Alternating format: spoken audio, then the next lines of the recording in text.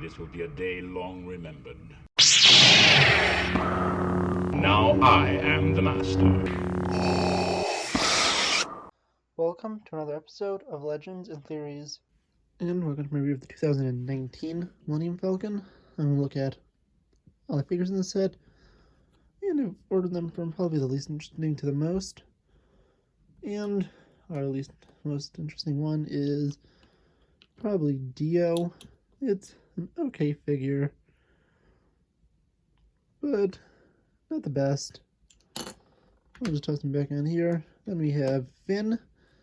He appears in this one, I think specifically appears in two sets. Both this one and the tie dagger. I personally just like the tie dagger because of its design. Has a scared expression and a more happy one. It's pretty simple. I'll put him back on here. And then R2-D2 is only this low because you get at least one of these per year. But I still love R2. And you can flip them around. Pretty similar, but still always cool to have R2. 3PO is next. 3PO is a little more rare to me in sets, but it's still fun in them.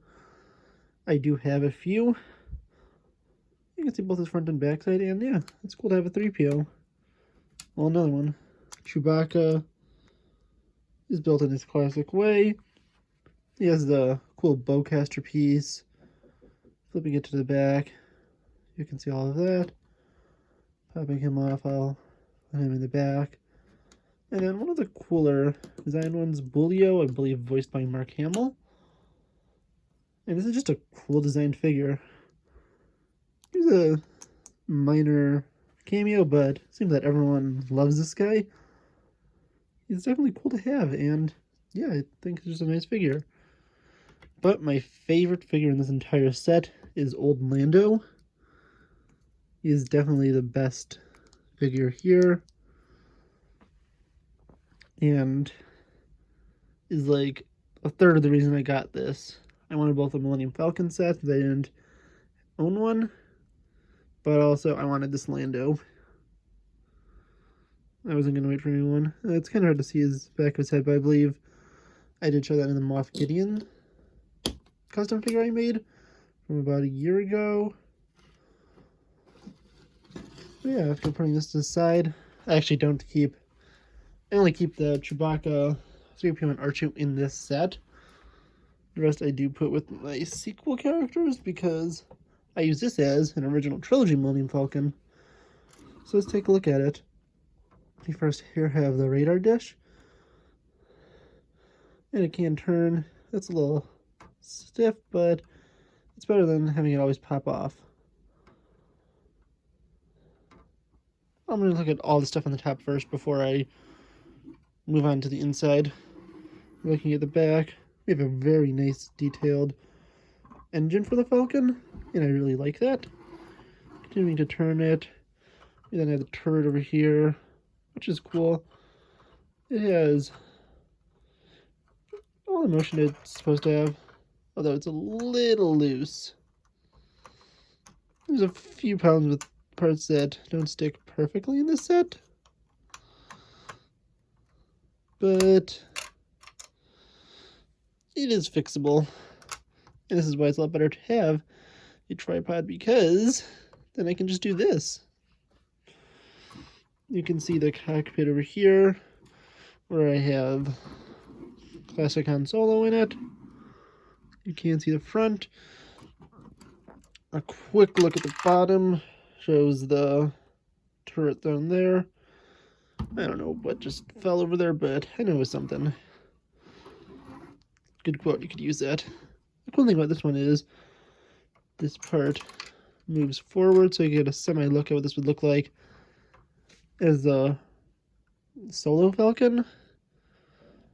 Popping this open, I need to grab this, since this turret is a little loosely built, but still is cool.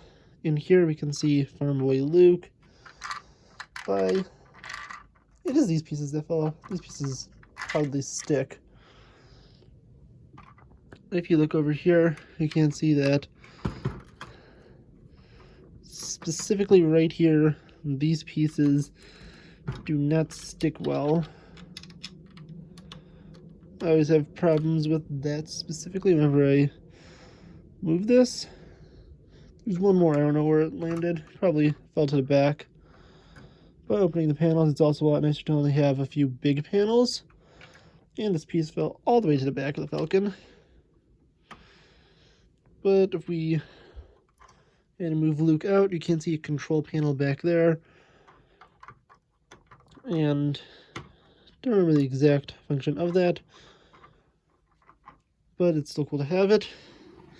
Moving over here, you can see the seats and the board, but if you do place a figure there,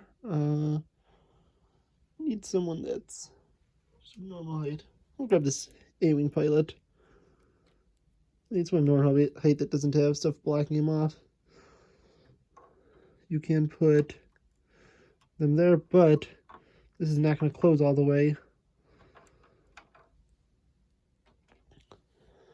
That's a B-Wing pilot. Looking over here, and on the inside, you can see there's just a simple walkway here with some tools and designs. We have the smuggling hatch over here, and this is a pain in the butt to grab. There we go. You can see the smuggling hatch. There's also beds, and the hyperdrive is right over here. Turning it this way, you can see there's a small cooking area, a crate over here. Pretty sure there's nothing in here. Yeah, there's nothing in here. You can see some more cords for the hyperdrive. I'll close this back up. And closing that, we'll move back over here and look at the last section, kind of, where I have this cool blaster from, I think it's like Mega Blaster or something, but it looks just like Han's. So I do use that for him. And you can fit that in here. Close this and that. One last thing, you could open this, and there is a slidable turret area,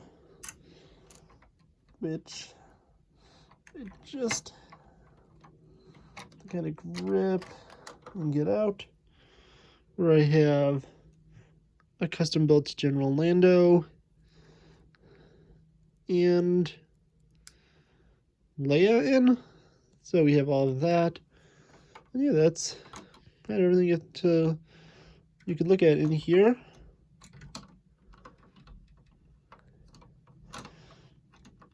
One last part to look at is the cockpit. How did I have these guys in? Am I getting this way? Yeah, it was that way. And looking at the cockpit, you can just pop this off. You have Han in there. If you want to, you can put Dio in there, but I decided not to. And then you can just take Chewbacca. I don't know if I could do this with these looking over the camera, kind of. I am not fully looking at the camera, but I put Chewbacca in here first. Have his arm down so Han can fit. And you put Han, and then just carefully slide this back on, and you have it closed. And then of course you take Chewie's bowcaster, and I just place it in this box. Usually it does slide out, but it's better than nothing. And close it, and you have a full Millennium Falcon. This is a very cool set, and it is still available to buy. So if you want to get it, I would recommend getting it soon, because we don't know how long it will be still sold for. But since it is a Millennium Falcon, I'm guessing you may have a little leeway, but Not even sure. This is one of the last, I think, sequel trilogy sets that are still being sold. I don't know if they're selling anymore. But yeah, that's all I have to say. Do you like this set? And next week I'll be reviewing the Star Destroyer as long as I get it down. Because it's not going to be fun to get that down. If you can take a look. It's at the top of this shelf. And I have to move through all that stuff to carefully get it. The Millennium Falcon was on a lower shelf but in the same position.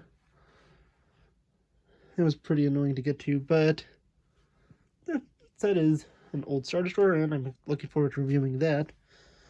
So, I'm going to have to go get that down. I do hope you enjoyed, and I'll see you all in the next episode of Legends and Theories. Thank you for watching this episode of Legends and Theories. Please subscribe, like the video, share the video, leave a comment, check out the video on screen, and may the Force be with you.